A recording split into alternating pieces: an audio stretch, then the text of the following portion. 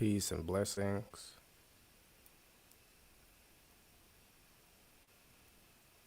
Leave some time here for some people to fill in, and then we can get started.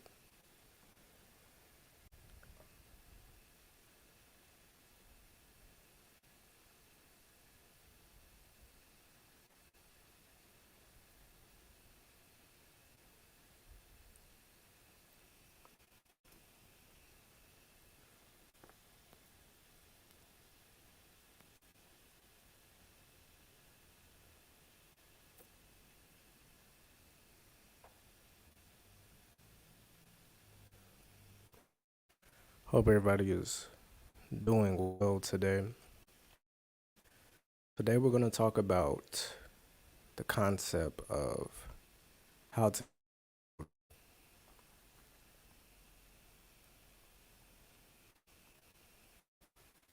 And today we're going to watch a video of mine, one of my most popular videos, my most popular video on this concept. Because I think I just did a really good job of framing it well in that discussion. And, I would like to continue and be able to build on that. All right, so that's what we're going to do today. All right. But before we get into the video, I do want to frame us with, two concepts that are very important when we're talking about, this concept, right? We have duality and we have correspondence, right? And these are pulled from the Kemetic legacy, particularly of Tahuti, right?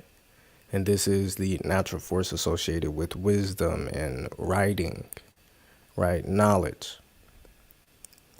And you have the 7 laws of the universe,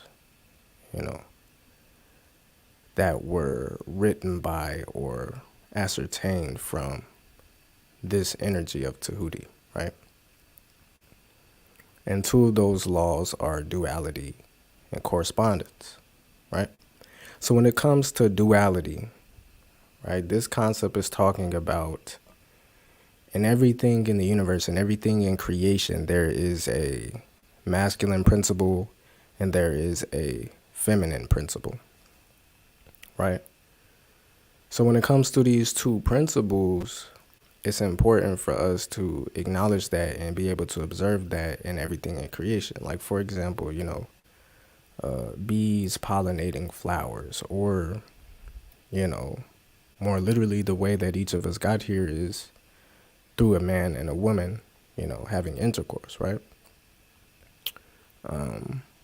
Electricity and magnetism are 2 examples of that same concept, right?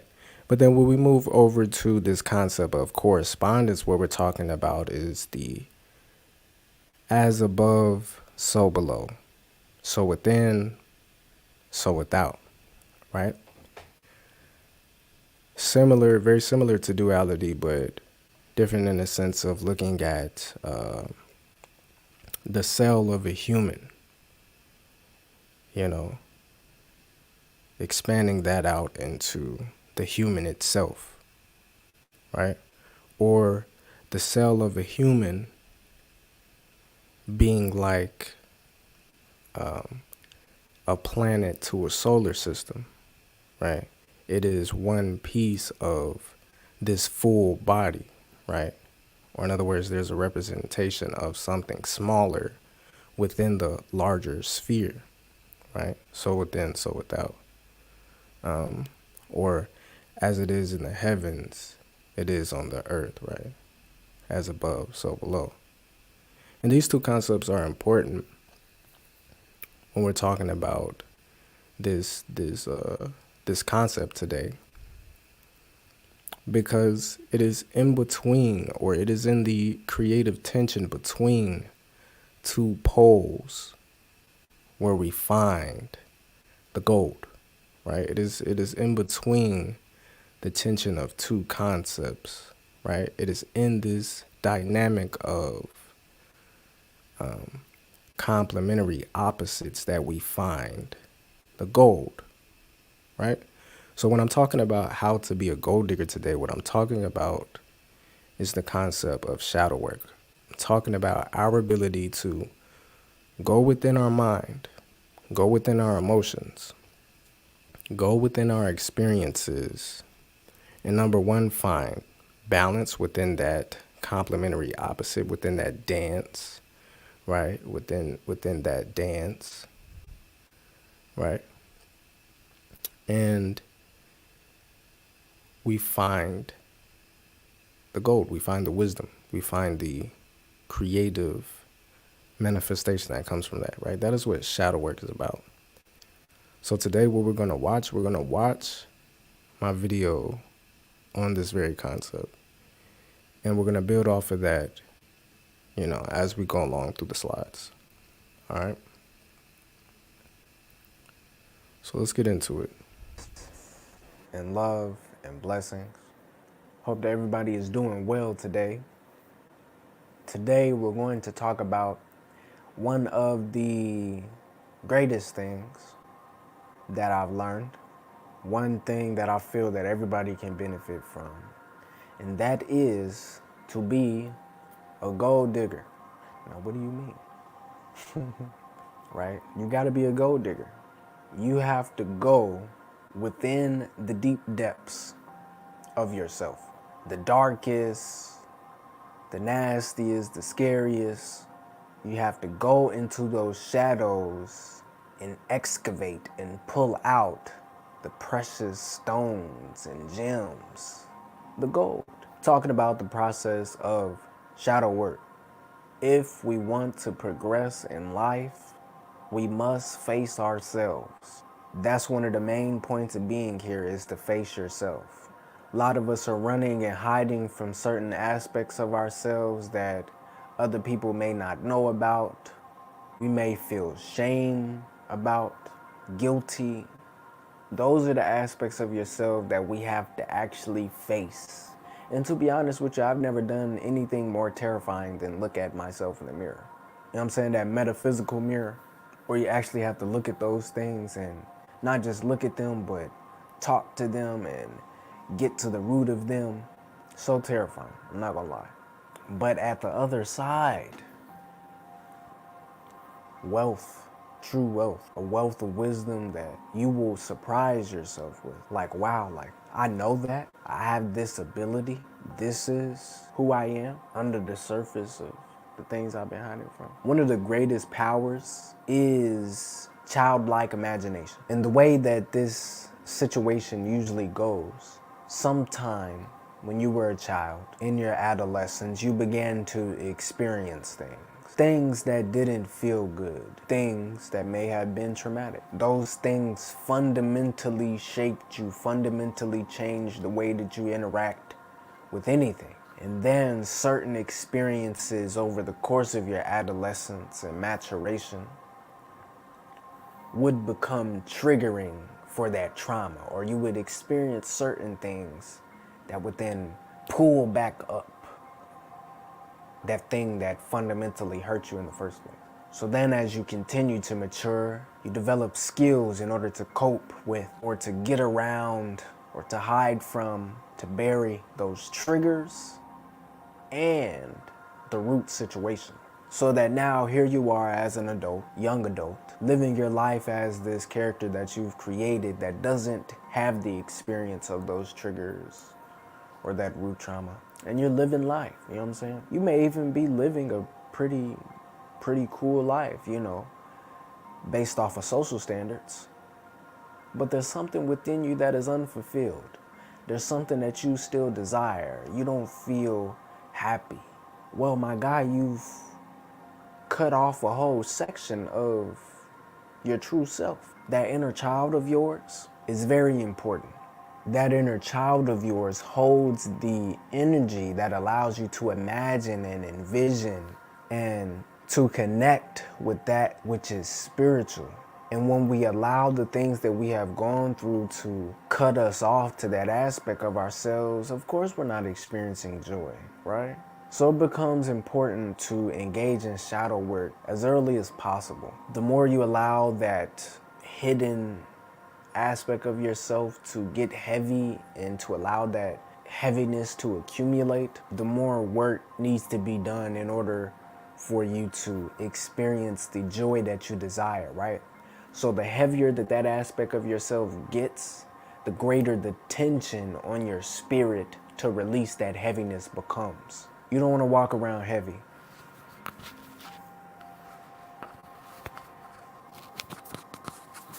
Come on, bro.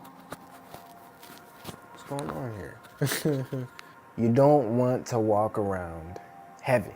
So this is where you want to become a gold digger, right? Because when you go into the depths of these shadows and you begin to pull out the gems, all of the noise and the distortion and other people's emotions and the projections and the things that don't matter fall off because you've received the lesson that you needed to learn from whatever the situation was. There are some very heinous things that happen, some very dark things that I don't even have to express and that we're all aware of in actuality. And those things are horrible, man. Like, I don't have to say these things to you.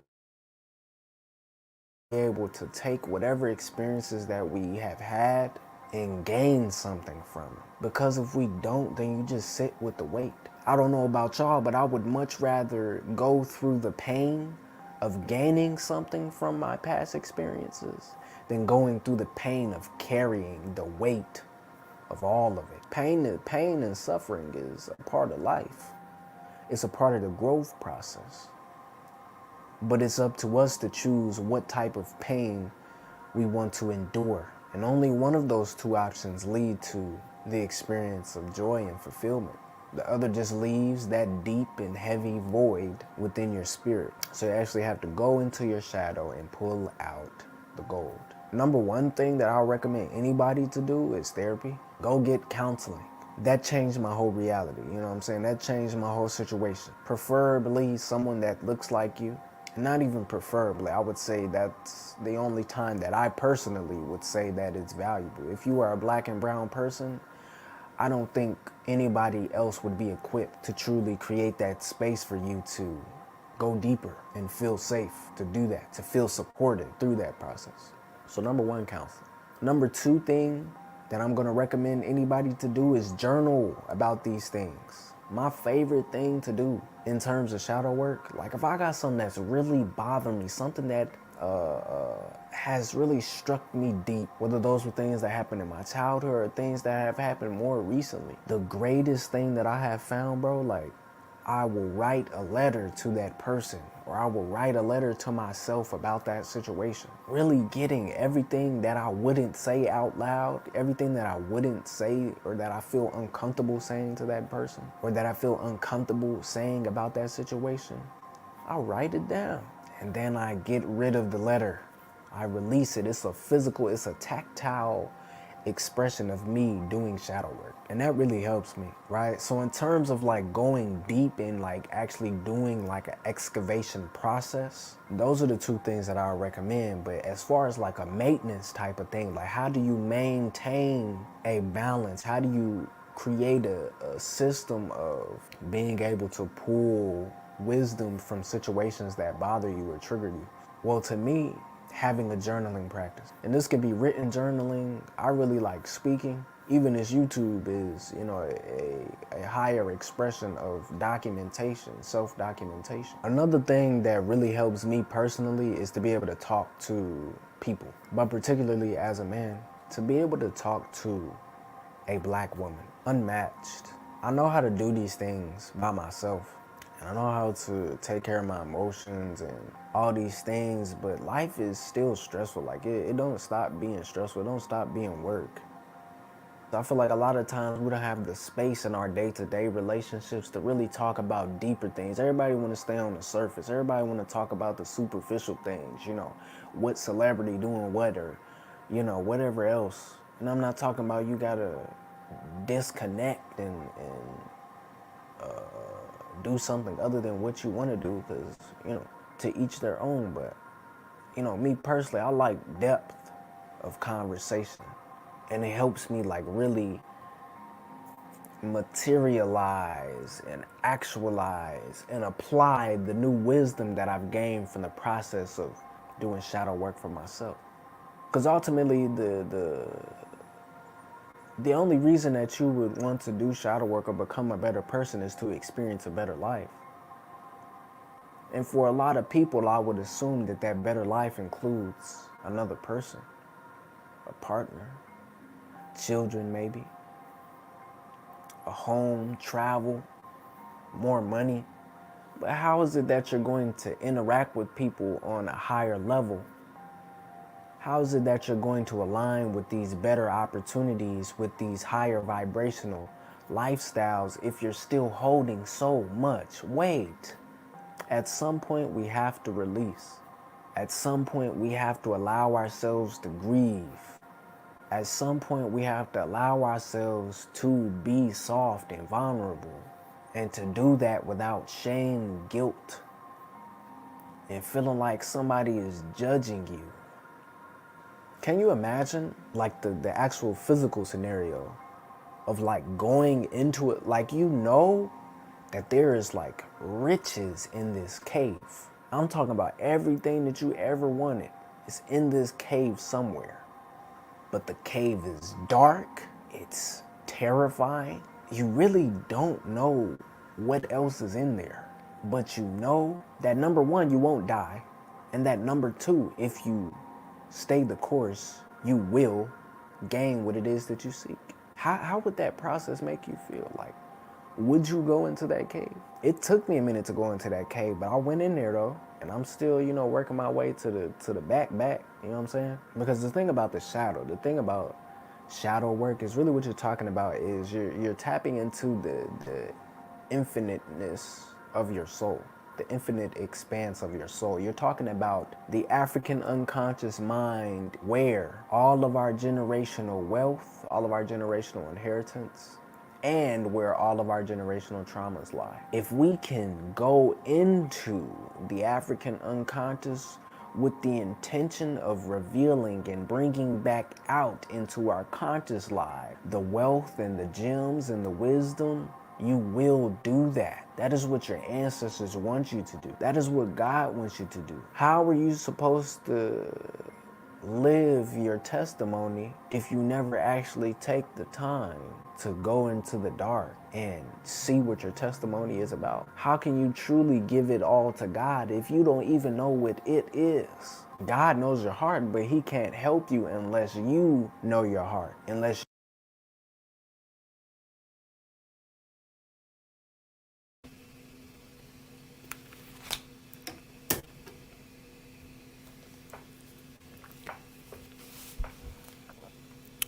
Okay. See, I really like that video. I can see why, it's my most popular video on my channel. Because it's really from the heart, you know what I'm saying? Like, from experience. The things that I wish that someone told me before embarking on this journey. But I mean, as far as the concept of shadow work goes, answering the question, what is shadow work? I really couldn't put it any better than that, which is why, I used that video today. But I just want to go a little bit deeper on some of the things that I touched on as we move through the slides here. And I will say that one thing that I do want to emphasize, that I said, the very first piece of advice that I gave was for someone to go to counseling, you know what I'm saying? Within the Black community that, is, I would say nowadays it's not, necessarily a sore topic because we all went through COVID, and I feel like health in general, but particularly, mental health has come more to the forefront. Nobody can ignore, what it is that we're talking about here, right? So, I really would advise that, Black therapists for Black people.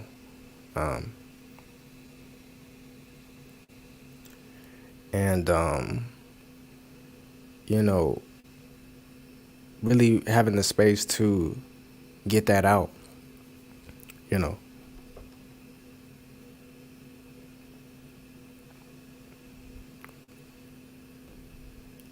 But to move on to, the next topic, the gray era, the gray area of uncertainty is really like where we are existing, is where we are going when we travel into those shadows, right? When we talk about the shadow or darkness, it's really just, a word for uncertainty, the things that, we are uncertain about either processing or, we're uncertain about, or I mean, we're uncertain about either processing the thing and figuring out what it is, or we're uncertain about feeling the emotions that come along with that, right? Feeling apprehensive or anxiety or discomfort, right?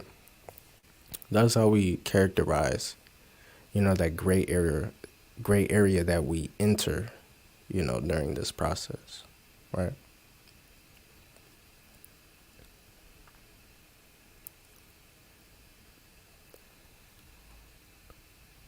When it comes to the why, or how it is that we get to, the gold, right, of our experiences, it's really about these three things. Self-inquiry, which is, asking yourself questions about yourself, or in other words, self-reflection, right? Just being with yourself, sitting and being in your body, being in your mind, and, learning what that feels like. The next thing is to express from that space. Express what is there. Express your findings, right? What are the answers to those questions? Get them out. Why do I feel a certain way about this thing? Why did this thing hurt so much? Why does it still affect me to this day? You could have experienced something when, you were a child.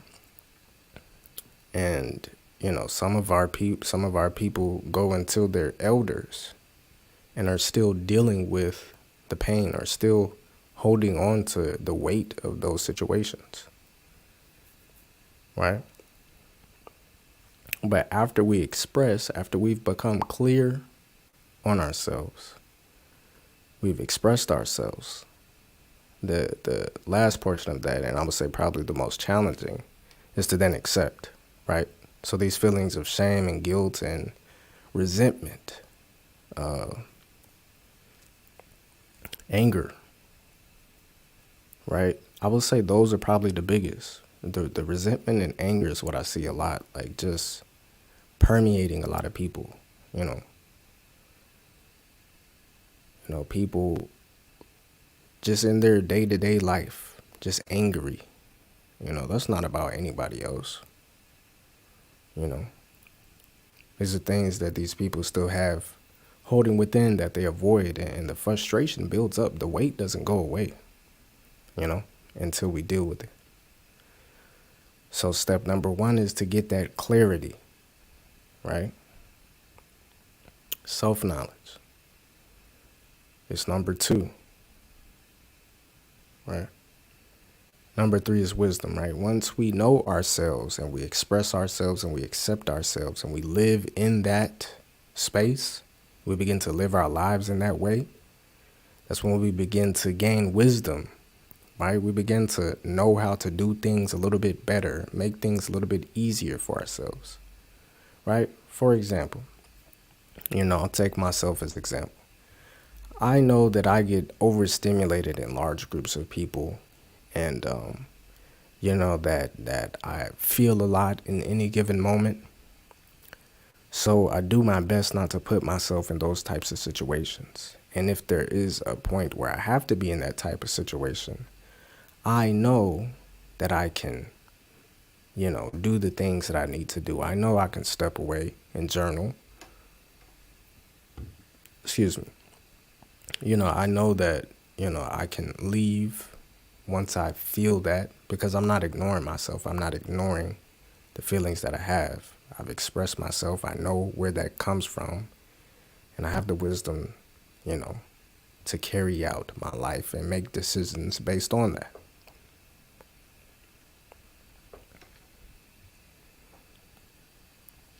And, you know, when it comes to journaling and writing letters, like in everything that I'll ever talk about, probably for the rest of my life, I would recommend somebody to journal and write.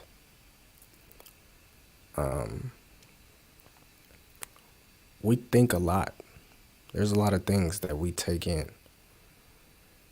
To me, like, there's no way to function in today's world when we're constantly on social media, constantly in contact with all this information all the time. You know, there's no way we can function without offloading somewhere, right?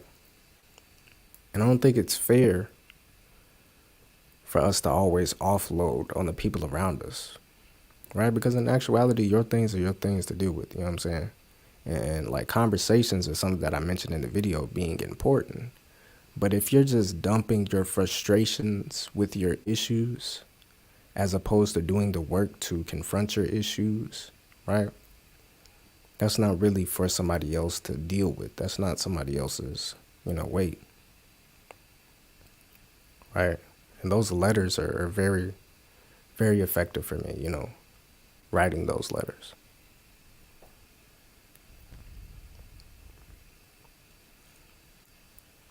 And before, I continue on here, did get a question in, where can you find a black therapist? I don't remember how I found my therapist. It may have been BetterHelp. But honestly, I would say that it comes down to trial and error. The way that I experienced what I experienced, I was at a point where I was like, I wanted therapy, right? When I was younger, my parents put me in therapy, and I don't really remember what much of that was. I remember it was a white lady, or a white man, something like that, somebody white, and it just didn't help because I wasn't there. Like I didn't know why I was there. When I got to the point to where I was like, I need therapy, I want therapy. I looked it up on the internet. That's what I did. I know that I did. And I just happened to find, the therapist that I worked with, Miss Lavrine. So shout out to Miss Lavrine because, like, really just being in those sessions with her allowed me to get rid of a lot of the noise, right? And once I got rid of the noise, then I could actually do the work. Then that's when the shadow work started. And I remember I got a comment. I made a short form video, and posted on my YouTube. I got a comment where somebody was saying something along the lines of, it used to be called therapy, now, it's shadow work. Kind of like in a condescending type of way, right? Tis the things we deal with on social media, right? But to that point, that is true though. The word that I'm using, shadow work, the concept that I'm using, I think is just a placeholder for something that is being talked about now, in the space of, new age spirituality, self-healing, self-help. But I think that therapy, like having a professional who does this and who has, the constraints of discretion, just knowing that you have that space, right? On the one hand, but more importantly, having someone who looks like you and who can relate to your situation, that's the only way I felt safe.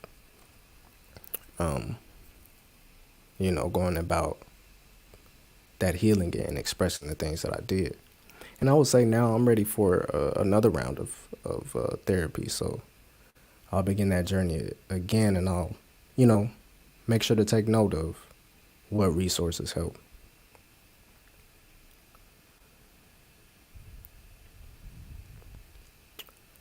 But to talk about, why, like why is it worth it? Why is it worth it to go into this dark and scary cave of the self and pull out the gold? Why go through the labor?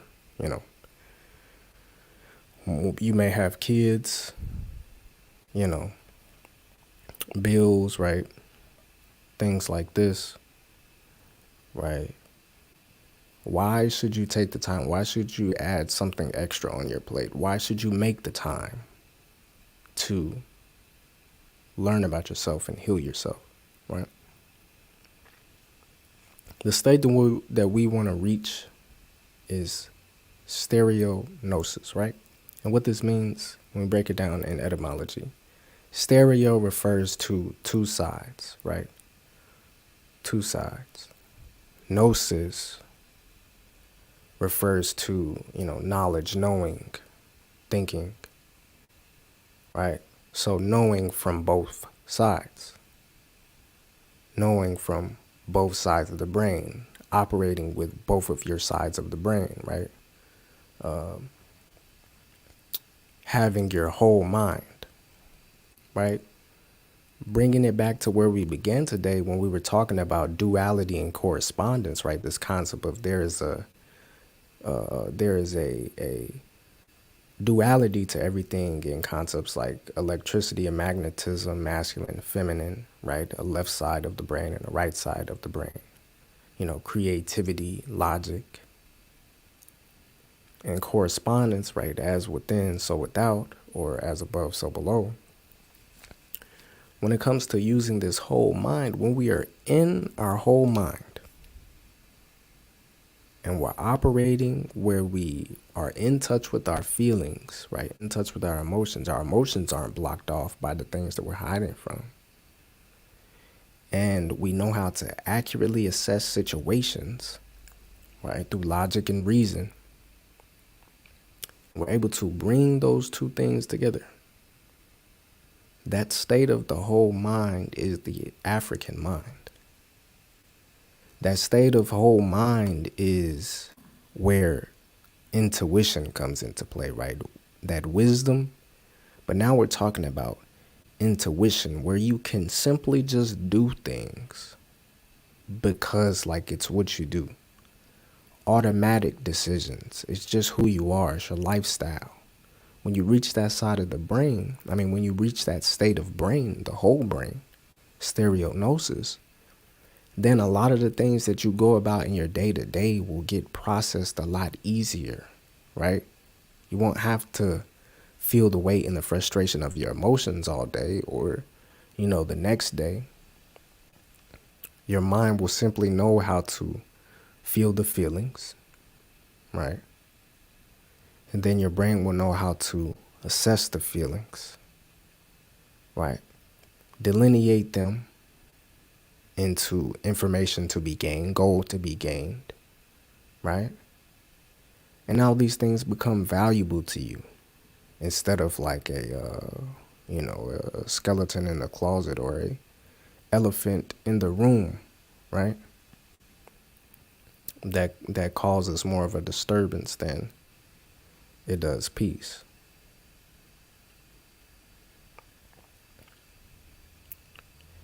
Everything that I do or am doing in this moment have come to do through my process of shadow work, which brings me to another important point.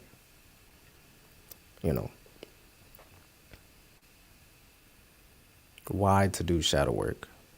Your purpose will reveal itself. Right towards the end of the video, I had gotten into the concept of knowing your heart as God does, right? Being able to know what your testimony is and being able to express that to God.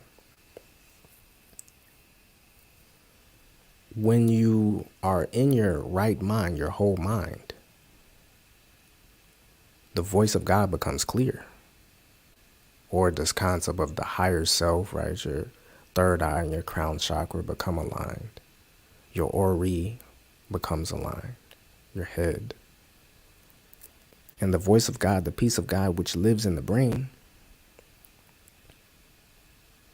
which lives in your psyche, which is, the soul that animates your mind and body, that becomes clear to you. That connection is clear. A lot of us are going day to day, and we dealing with these things. We're so frustrated. I'm saying we're so out of balance, or even, flipping between, one state and another. And we're wondering, why is God putting me through this? Or why can't God, save me? Some people lose faith. Well, if we do our part in knowing our heart and knowing our mind, and we express that honestly, we accept that, then you get out of the way for God to actually change things, because you've shown him you've learned the lesson. You know what I'm saying? So my lesson, what I learned, where God led me,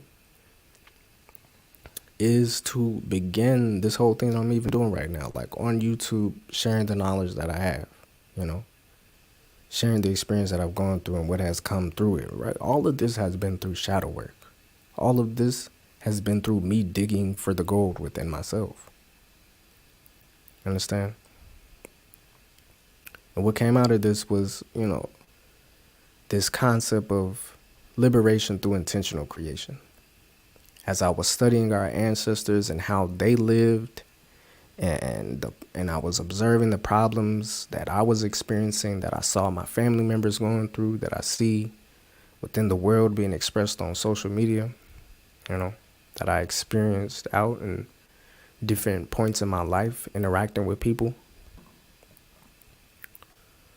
I was like, we could liberate ourselves if only we tap back into our creativity, if only we tap back into our power to create our intentions, because that is what the Most High, that is what all this is, the creative intention of the Most High. And he gave us that same power to be able to do that for ourselves. And when we honor that power, when we get in our whole mind, that power plays out in our lives.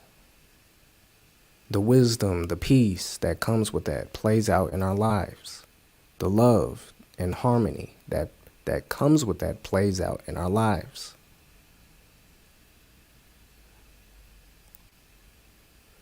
So when it comes to, what shadow work and just self-healing and going to therapy and getting my mind right has allowed me to do, is to see the reality of the dreams that I always had.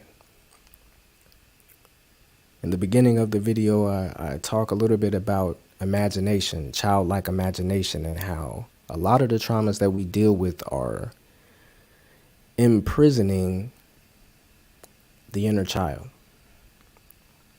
right? This inner child, when you were born, and you begin to grow up a little bit, you were very connected to the spiritual realm. You were very connected to God. A lot of the things you did was intuitive and just aligned, right? Then as, your parents come in and tell you, no, you shouldn't do that. No, you shouldn't do this. That's right. That's wrong, right? You go to school and you're taught this is right, this is wrong, this is what this is called, And, all these constraints are put on us. And when you add on trauma, right, when you add on some of the things that happen to us, some of the unspeakable things, right? Some of the things that you would go to therapy to work out, right? You would go to a professional who is bound by discretion, professional discretion, and work those things out, right? Those things really imprison the inner child and lock it away, right? But that inner child had the greatest power of imagination, the greatest power of vision, and, being able to live in these worlds that are constructed by the pure essence of our creative thought, right? creativity, the people who are artists, right? We really have to fight. Understand? To me, when it comes to the work to be done, the war to be fought, the revolution to take place, it really has to do with creativity at the end of the day. Because all of us are very different. All of us have different ways of going about things, looking at things. But to me, the thing that all humans have in common is the ability to create, right? To creatively think.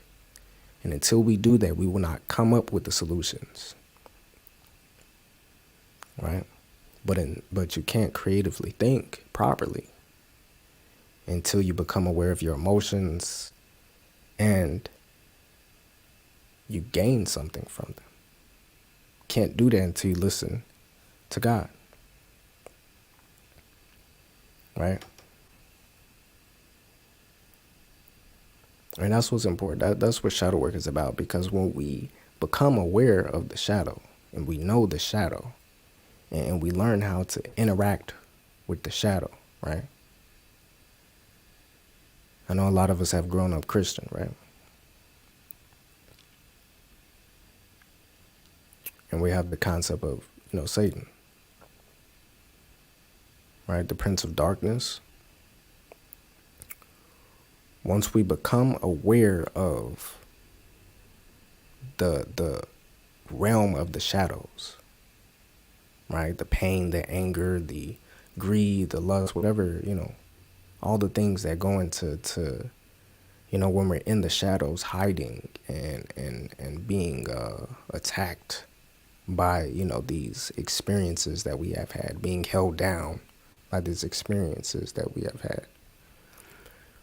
Once we learn where we are and we express the desire to gain something from, or we express desire to see the light within it, to see the gold within it,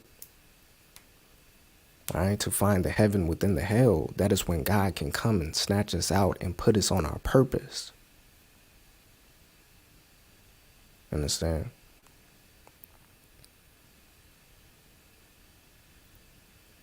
And it's not that the temptation or that the pain ever goes away, or that the stress ever goes away. Like I said, life is still stressful. It's still going to be a journey until you take your last breath, right? But to have the tools to identify what is happening, right? To have that clarity, to have that discernment, right? You can't discern anything if you're angry. You can't discern anything when you're overwhelmed by anxiety. So you must reach a point in yourself where you're able to identify those emotions, put them where they need to be, and orient yourself towards the light. When we become aware of the shadows, the light is revealed and we can exist in that, right? That is where things flow. But it's a constant thing, this is a constant battle. This is a constant choice, So it's not, the emphasis here is not, the pain. The emphasis is in allowing it to be there and allowing, the higher essence of yourself to bring you out of it. But you can't hold on to things. You can't try to control. You can't avoid and hide, because all that does is create stagnance, right? And it is difficult, but we're never alone, right?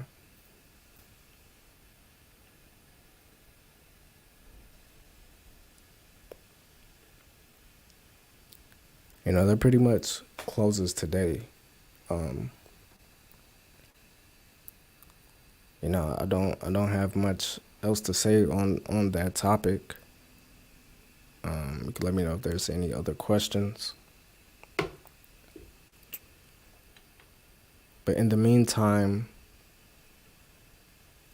I want to talk about the free journaling prompts that are in the description, that are really tailored to help one begin to get that clarity, right? Some questions you can ask, you can reflect on, to start to gain some clarity from the African perspective, right?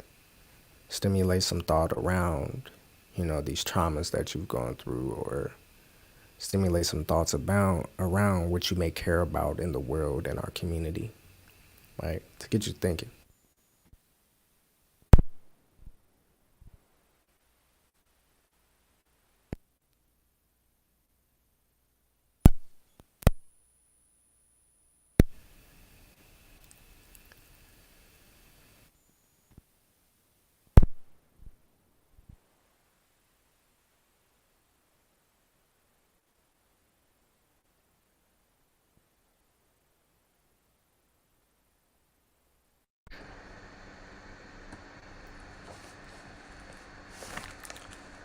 My microphone on my camera has now died.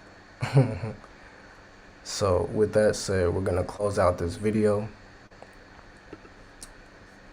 But also in the description is my links to those journaling prompts and my ebook as well, right?